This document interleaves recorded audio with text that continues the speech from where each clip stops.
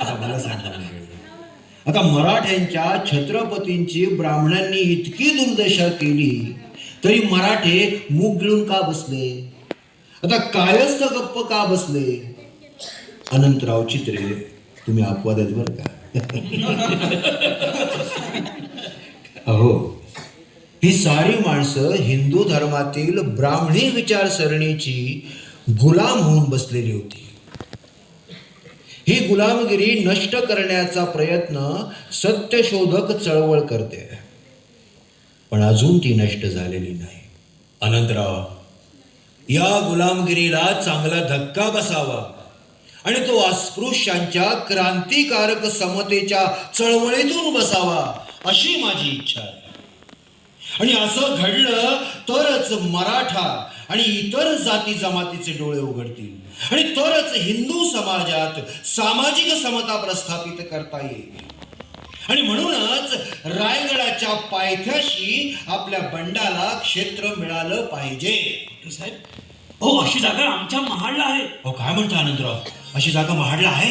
हो, इतकेच नव्हे तर ती जागा बोले ठरावाच्या कक्षेतही आहे. अति चित्र, माझ्या दृष्टीनं ही गोष्ट अतिशय महत्वाची आहे. तुम्ही तातडीनं महाडला जाऊन महाडची ऐतिहासिक माहिती गोळा करा. आणि चित्रे, या कामात आता विलंब नको, त्वरा करा. चला आता. हो हो, चला चला चला चला सुरू करू, चला.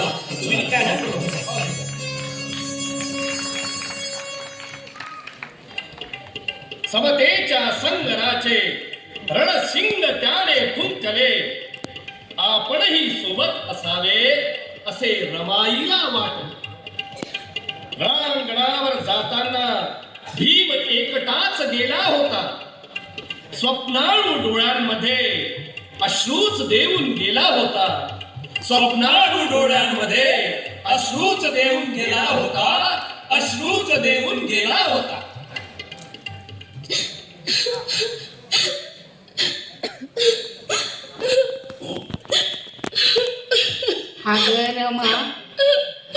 अगं रमा, तुझ्या साहेबाचा सोबाच हास आहे.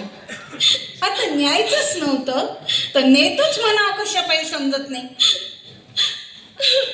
माझी किती इच्छा होती महाडला जाण्याचीच, पण मला म्हणले तुला घेऊन जातो. आता परस्पर अभ्यासातून जाणं झालंय. अशा कामासाठी आता जातो होय कोणी? अगं, एवढा मोठा सत्याग्रह होतोय, आता त्या घराकडे दुर्लक्ष तर होणारच आहे थोडस. आता बाई, घराकडे लक्ष द्या असं कोण म्हणतंय त्यांना? मग पण तिथं एवढ्या लोकांचा स्वयंपाक कोण करणार आहे?